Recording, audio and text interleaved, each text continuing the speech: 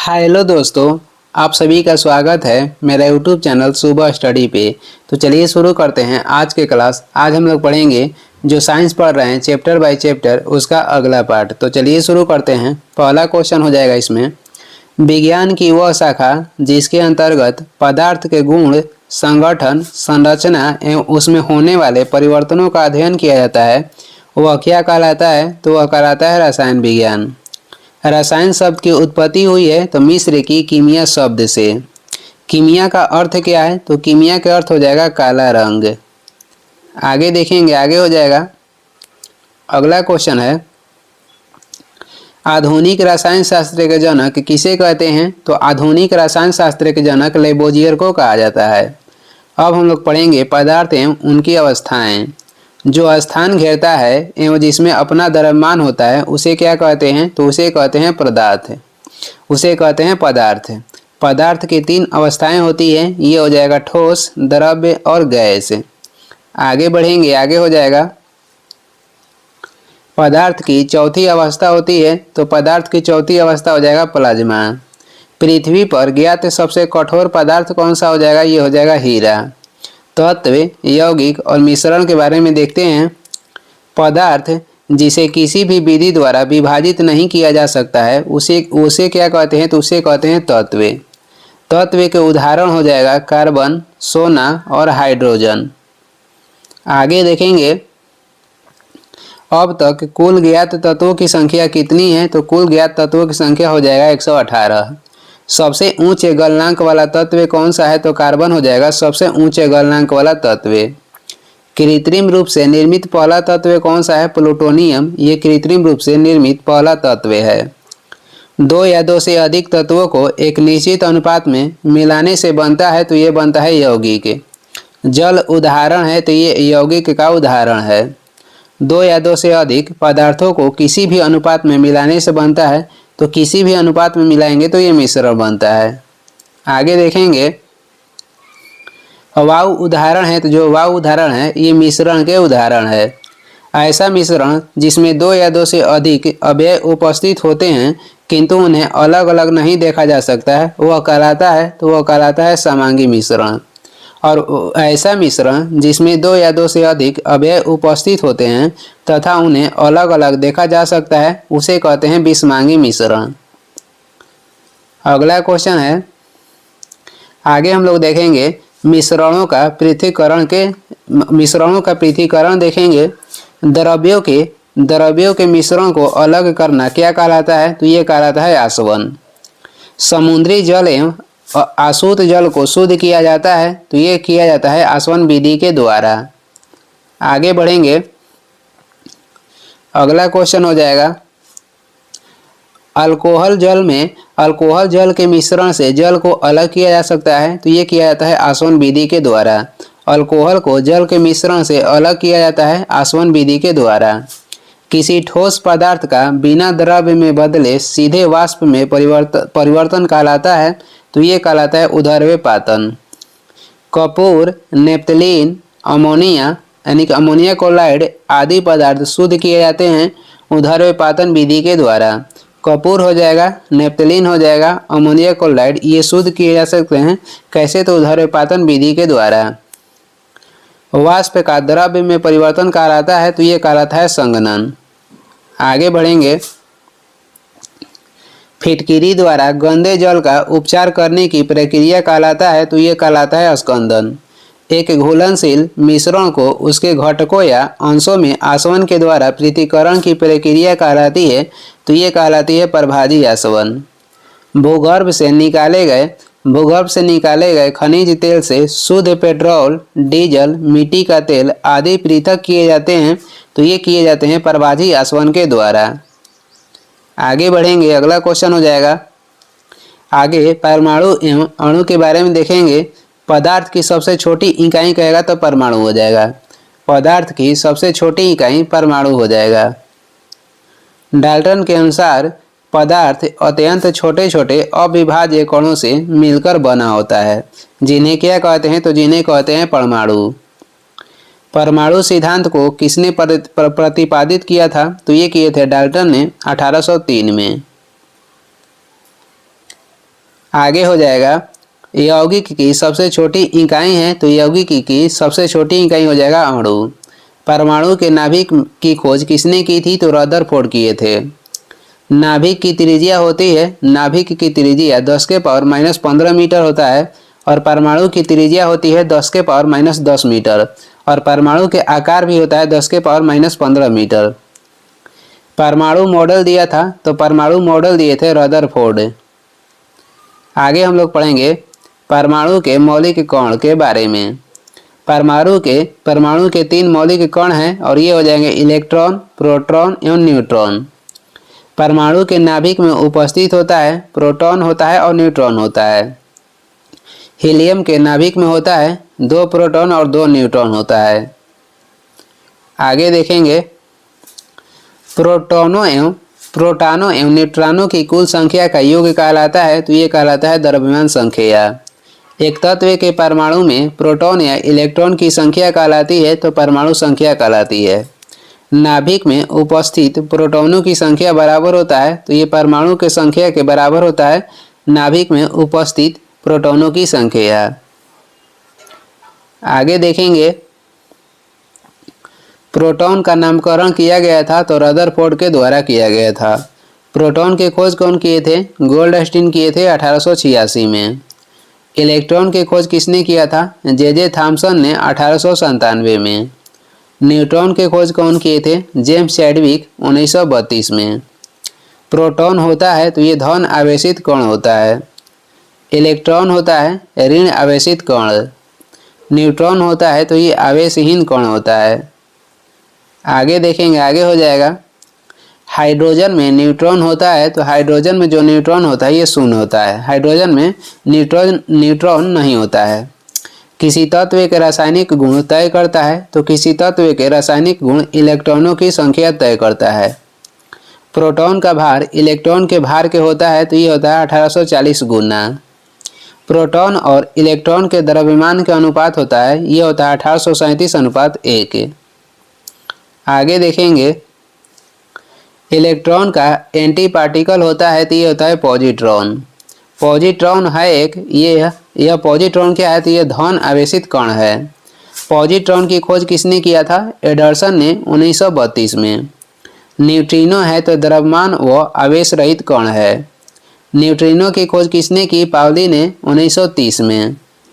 Photon होते हैं ऊर्जा के बंडल। फोटोन होते हैं तो ऊर्जा के बंडल होते हैं। परमाणु विद्युत के होता है, तो परमाणु विद्युत के उदासीन होता है। आगे बढ़ेंगे, आगे हो जाएगा, आगे देखेंगे कक्षा एवं उपकक्षा के बारे में। इलेक्ट्रॉन जिस वृत्ताकार पथ में चक्कर लगाते हैं वह कहलाता है, तो वह कहलाता है कक्षा या सेल। कक्षा को निरूपित किया जाता है, तो ये K, L, M, N, O, P, Q के द्वारा। नाभिक के समीपस्थ कहेगा तो कौन सा कक्षा है, तो ये हो जाएगा K। आगे देखेंगे समीपस्थ कक्षा की ऊर्जा होती है, तो ये होती है सबसे कम। समीपस्थ कक्षा की ऊर्जा जो होता है ये सबसे कम होता है। उपकक्षा को दर्शाया जाता है, तो उपकक्षा को दर्शाया जाता है SPDF से। परमाणु के बाह्यतम कक्षा में उपस्थित इलेक्ट्रॉन कहलाता है, तो ये कहलाता है संयोजी इलेक्ट्रॉन। परमाणु के बाह्यतम कक्षा में उपस्थित इलेक्ट्रॉन कहलाता है संयोजी इलेक्ट्रॉन। संयोजी इलेक्ट्रॉन की संख्या अधिकतम कितनी हो सकती है, तो अधिकतम हो सकती है 8। आगे देखेंगे परमाणु की भीतरी कक्षा में उपस्थित इलेक्ट्रॉन कहलाता है, तो ये कहलाता है कोर इलेक्ट्रॉन। अब हम लोग देखेंगे समस्थानिक एवं समभारी के बारे में। वे तत्व जिनकी परमाणु संख्या समान किंतु परमाणु भार भिन्न भिन्न होते हैं उसे क्या कहते हैं, तो उसे कहते हैं समस्थानिक यानी कि आइसोटोप। वे तत्व जिनकी परमाणु संख्या समान हो किंतु परमाणु भिन्न भिन्न हो तो उसे क्या कहते हैं, तो उसे समस्थानिक कहते हैं। आगे देखेंगे, अगला क्वेश्चन हो जाएगा वे तत्व जिनकी परमाणु जो द्रव्यमान है समान हो किंतु परमाणु क्रमांक भिन्न भिन्न हो उसे कहते हैं समभारिक। वे तत्व जिनकी परमाणु द्रव्यमान समान हो किंतु परमाणु क्रमांक भिन्न भिन्न हो उसे समभारिक कहते हैं। समस्थानिकों की खोज किसने की थी, तो ये किए थे सोडी ने। समस्थानिक फास्फोरस 32 का प्रयोग कहाँ पे किया जाता है, फास्फोरस 32 का प्रयोग करते हैं ल्यूकीमिया या चर्म रोग के उपचार में। ल्यूकीमिया या चर्म रोग के उपचार में। रेडियो समस्थानिक आर्सेनिक 74 का प्रयोग किया जाता है, तो यह ट्यूमर खोजने के लिए रेडियो समस्थानिक आर्सेनिक 74 का प्रयोग किया जाता है। समस्थानिक आयोडीन 131 का प्रयोग होता है, तो थायराइड ग्रंथि के कैंसर के इलाज में समस्थानिक आयोडीन 131 का प्रयोग किया जाता है। समस्थानिक यूरेनियम 235 का प्रयोग होता है, तो चट्टान की आव ज्ञात करने में समस्थानिक यूरेनियम 235 का प्रयोग होता है। आगे देखेंगे सर्वाधिक समस्थानिक वाला तत्व कौन सा है, तो यह हो जाएगा पोलोनियम। रेडियो सक्रियता के बारे में देखेंगे। रेडियो सक्रियता के बारे में देखते हैं। स्वतः विघटित होकर विकिरण उत्सर्जित करने वाले तत्व कहलाते हैं, तो ये कहलाते हैं रेडियो सक्रिय तत्व। 4 सामान्य रेडियोधर्मी तत्व कौन कौन सा है, तो ये हो जाएगा यूरेनियम, रेडियम, पोलोनियम और थोरियम। रेडियोधर्मी तत्व उत्सर्जित करते हैं, तो ये करते हैं अल्फा, बीटा एवं गामा किरण के उत्सर्जित करते हैं रेडियोधर्मी तत्व। आगे हो जाएगा रेडियो सक्रियता की खोज किसने की थी, तो ये किए थे हेनरी बेक्यूरेल ने। रेडियो सक्रियता का मात्रक होता है, तो मात्रक हो जाएगा क्यूरी। रेडियो सक्रियता की माप की जाती है जीएम काउंटर से। अल्फा, बीटा एवं गामा में से विद्युत चुंबकीय तरंग होती है, तो इसमें होती है केवल गामा किरणें। गामा किरणों का नामकरण किसने किया था, गामा किरण के नामकरण किए थे रदरफोर्ड ने। आगे हो जाएगा और गामा किरण की खोज कौन किए थे, हेनरी बेक्यूरेल ने गामा किरण की खोज किए थे और इसका नामकरण किए थे रदरफोर्ड ने। वेधन क्षमता सबसे अधिक तथा तरंगदैर्घ्य सबसे कम किसका होता है, तो गामा किरण का वेधन क्षमता अधिक होता है और तरंगदैर्घ्य सबसे कम होता है। कोबाल्ट 60 है, कोबाल्ट 60 रेडियो एक्टिव समस्थानिक है। कोबाल्ट 60 उत्सर्जित करता है, तो ये गामा किरणें उत्सर्जित करता है। कोबाल्ट 60 से उत्सर्जित गामा किरणों का प्रयोग होता है, तो कैंसर के इलाज में कोबाल्ट 60 से उत्सर्जित गामा किरणों का प्रयोग होता है। आगे देखेंगे रेडियम की खोज किसने की थी, रॉबर्ट पियरी एवं मैडम क्यूरी ने रेडियम के खोज किए थे। रेडियम प्राप्त किया गया था पिंच ब्लेड नामक यूरेनियम अयस्क से। जीवाश्मों का उम्र ज्ञात किया जाता है, तो रेडियो कार्बन डेटिंग विधि से जीवाश्मों का उम्र ज्ञात होता है। आगे देखेंगे पुरानी चट्टानों की आयु का आकलन किया जाता है, तो यूरेनियम डेटिंग विधि से पुरानी चट्टान का आयु का आकलन करते हैं। आगे हो जाएगा अगला क्वेश्चन देखेंगे नाभिकीय विखंडन तथा संलयन के बारे में। भारी नाभिक का 2 लगभग बराबर खंडों में विभक्त होना कहलाता है, तो ये कहलाता है नाभिकीय विखंडन। नाभिकीय विखंडन में ट्रिगर होता है, तो नाभिकीय विखंडन में जो ट्रिगर होता है ये होता है न्यूट्रॉन। अनियंत्रित श्रृंखला अभिक्रिया होती है, तो अनियंत्रित श्रृंखला अभिक्रिया होती है नाभिकीय विखंडन में। अनियंत्रित श्रृंखला अभिक्रिया किसमें होता है, तो नाभिकीय विखंडन में होता है। आगे देखेंगे परमाणु बम का सिद्धांत आधारित है। जो परमाणु बम के सिद्धांत है ये नाभिकीय विखंडन पर आधारित है। परमाणु बम में प्रयोग होने वाला जो तत्व है ये हो जाएगा यूरेनियम 235 और प्लूटोनियम 239। जो हिरोशिमा पे बम गिराया गया था 6 अगस्त 1945 में, उसमें यूरेनियम 235 का प्रयोग किया गया था। जो नागासाकी पे बम गिराया गया था 9 अगस्त 1945 में, उसमें प्लूटोनियम 239 का प्रयोग किया गया था। प्रथम परमाणु बम बनाया गया था रॉबर्ट ओपनहोमर के द्वारा और 1945 में। आगे बढ़ेंगे 2 या 2 से अधिक हल्के नाभिक का आपस में जुड़कर एक भारी और अस्थायी नाभिक बनने की प्रक्रिया कहलाती है, तो ये कहलाती है नाभिकीय संलयन। सूर्य की ऊर्जा का स्रोत है, तो नाभिकीय संलयन ये सूर्य की ऊर्जा का स्रोत है। हाइड्रोजन बम आधारित है, नाभिकीय संलयन क्रिया पे हाइड्रोजन बम आधारित है। हाइड्रोजन बम विकसित किया गया था एडवर्ड टेलर के द्वारा 1952 में हाइड्रोजन बम विकसित किया गया था। आगे देखेंगे आगे हो जाएगा नाभिकीय और परमाणु रिएक्टर। नाभिकीय या परमाणु रिएक्टर होता है तो ये होता है आणविक भट्टी। प्रथम नाभिकीय रिएक्टर बनाया गया था तो एनरिक फर्मी के द्वारा पहली बार नाभिकीय रिएक्टर बनाया गया था 1942 में। कहाँ पे? तो शिकागो में। प्रथम भारतीय नाभिकीय भट्टी या नाभिकीय रिएक्टर का नाम क्या है? तो ये हो जाएगा अप्सरा, जिसका स्थापना हुआ था 1956 में। आगे बढ़ेंगे। नाभिकीय रिएक्टर में मंदक के रूप में प्रयोग किया जाता है। तो मंदक के रूप में प्रयोग करते हैं ग्रेफाइट या भारी जल का।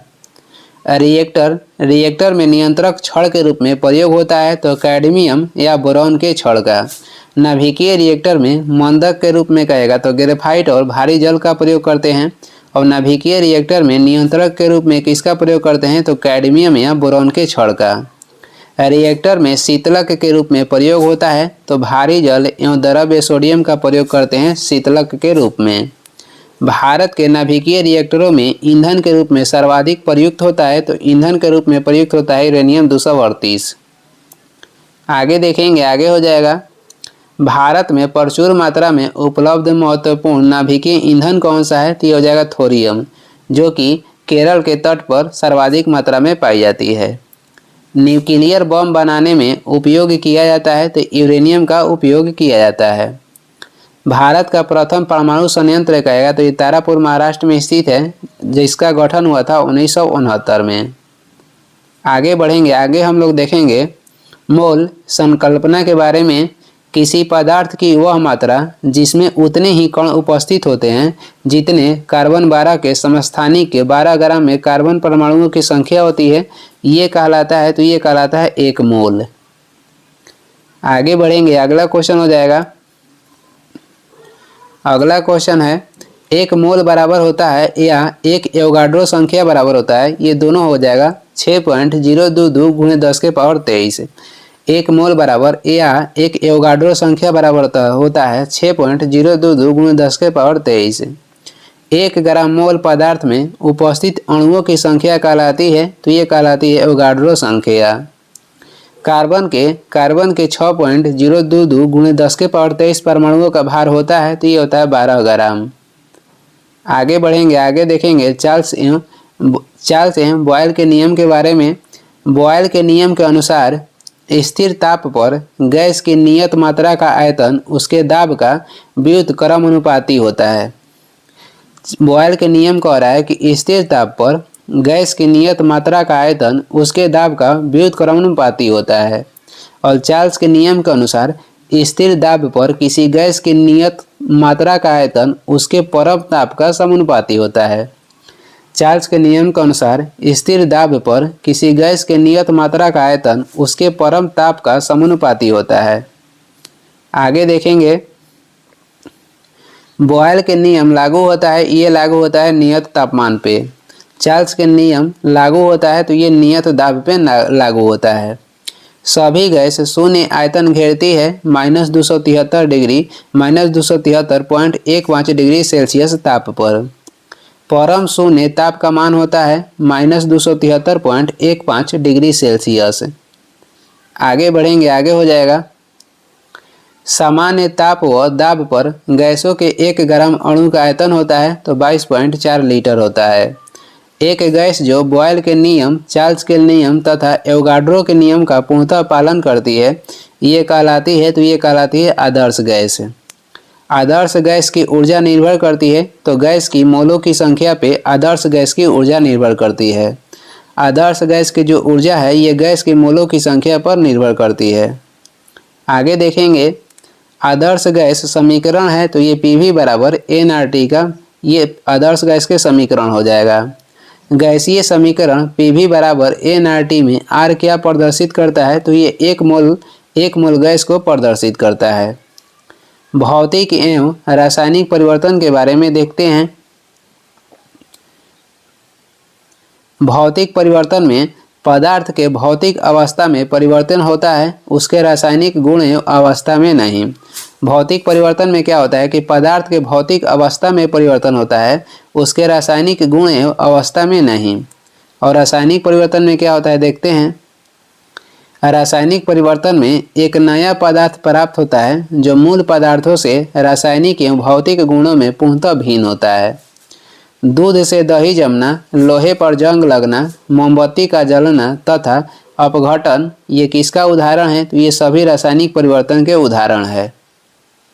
आगे हो जाएगा शक्कर का पानी में घुलना, जल का वाष्प में परिवर्तन, पानी का जमकर बर्फ बनना, ये सभी किसका उदाहरण है? तो ये सभी हो जाएगा भौतिक परिवर्तन के उदाहरण। और भी है दूध से क्रीम अलग करना, दही से मक्खन निकालना, उदरपातन तथा मोम का गलना, ये किसका उदाहरण है? तो ये सभी हो जाएगा भौतिक परिवर्तन का।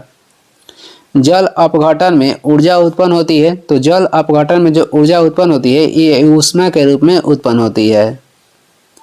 ऑक्सीकरण एवं अवकरण के बारे में देखेंगे। वे अभिक्रियाएं जिनमें पदार्थ ऑक्सीजन या विद्युत ऋणात्मक तत्वों से संयोग करता है कहलाता है, तो ये कहलाता है ऑक्सीकरण। वे अभिक्रियाएं जिनमें पदार्थ ऑक्सीजन या विद्युत ऋणात्मक तत्वों से संयोग करता है वे कहलाता है, तो वे कहलाता है ऑक्सीकरण। लोहे पर जंग लगना, चांदी पर काली परत तथा तांबे पर हरी परत चढ़ना, ये ऑक्सीकरण का उदाहरण है। आगे बढ़ेंगे तत्व या यौगिक द्वारा रासायनिक अभिक्रिया में इलेक्ट्रॉन त्यागने की प्रक्रिया कहलाती है, तो ये कहलाती है ऑक्सीकरण। तत्व या यौगिक रासायनिक अभिक्रिया में इलेक्ट्रॉन ग्रहण करने या प्राप्त करने की प्रवृत्ति कहलाती है, तो ये कहलाती है अवकरण या अपचयन। आगे देखेंगे पुरानी किताबों का कागज भूरा हो जाता है, तो ये सेलुलोज के अवकरण के कारण होता है। जब एक पदार्थ इलेक्ट्रॉन का त्याग करता है तभी उसे दूसरा ग्रहण करता है, तो ऐसी अभिक्रिया कहलाती है, तो ये कहलाती है रेडॉक्स अभिक्रिया। जब एक पदार्थ इलेक्ट्रॉन त्याग करता है तभी उसे दूसरा ग्रहण करता है, तो ऐसी अभिक्रिया कहलाती है रेडॉक्स अभिक्रिया। जंग लगना उदाहरण है, ये रेडॉक्स अभिक्रिया का उदाहरण हो जाएगा। आगे देखेंगे श्वसन में शर्करा का होता है, तो श्वसन में शर्करा के ऑक्सीकरण होता है। और श्वसन क्रिया में निर्माण होता है, तो श्वसन क्रिया में ऊर्जा के निर्माण होता है। अब हम लोग देखेंगे धातु एवं उनके गुण के बारे में। धातुएं होती है तो धातु ऊष्मा एवं विद्युत के सुचालक होता है। धातु ऊष्मा एवं विद्युत के सुचालक होता है। धातुओं का घनत्व एवं गलनांक होता है, तो ये दोनों होता है ऊंचे। आगे देखेंगे कमरे के ताप पर द्रव्य अवस्था में पाए जाने वाला एकमात्र धातु कौन सा है? तो ये हो जाएगा पारा। कमरे के ताप पर द्रव्य अवस्था में पाए जाने वाला एकमात्र धातु हो जाएगा पारा। परमाणु क्रमांक कहेगा तो 80 हो जाएगा। और क्विक सिल्वर किसे कहते हैं? तो पारा को ही क्विक सिल्वर कहा जाता है। पारा का निष्कर्षण किया जाता है, तो पारा का निष्कर्षण होता है सीने बार से। सबसे हल्की धातु कहेगा तो लिथियम हो जाएगा, और सबसे भारी धातु कहेगा तो ओस्मियम हो जाएगा। सबसे कठोर धातु कौन सा है? तो प्लेटिनम। प्लेटिनम सबसे कठोर धातु है। सफ़ेद सोना कहा जाता है, प्लेटिनम को सफ़ेद सोना कहते हैं, और ये सबसे कठोर धातु है। सबसे विषैली धातु कहेगा तो प्लूटोनियम हो जाएगा।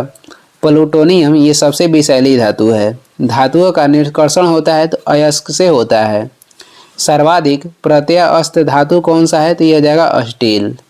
पृथ्वी की भूपटल में प्रचुर मात्रा में पाए जाने वाला धातु कहेगा तो एल्युमिनियम हो जाएगा। दूसरा स्थान पे लोहा है। आगे बढ़ेंगे अगला क्वेश्चन हो जाएगा पृथ्वी पर सबसे कम पाई जाने वाली धातु कौन सी है? तो एस्टेटिन हो जाएगी। भू पर पट्टी पे सर्वाधिक मात्रा में पाए जाने वाला तत्व कहेगा तो ऑक्सीजन हो जाएगा, और दूसरा हो जाएगा सिलिकॉन। धातुओं का वह गुण जिससे उन्हें खींचकर तारों में परिवर्तन किया जा सकता है वह कहलाता है तन्यता। धातुओं का वह गुण जिसे उन्हें खींचकर तारों में परिवर्तित किया जा सकता है उसे तन्यता कहते हैं। और इसी से मिलता जुलता है धातुओं का वह गुण जिससे पीटकर चादर में परिवर्तित किया जा सकता है उसे क्या कहते हैं? तो उसे कहते हैं आघातवर्ध्यता। आघातवर्ध्यता कहते हैं। सबसे आघातवर्धक धातु कौन सा है? सबसे आघातवर्धक धातु कहेगा तो ये हो जाएगा सोना। आशा की धातु किसे कहते हैं? तो आशा के धातु यूरेनियम को कहते हैं।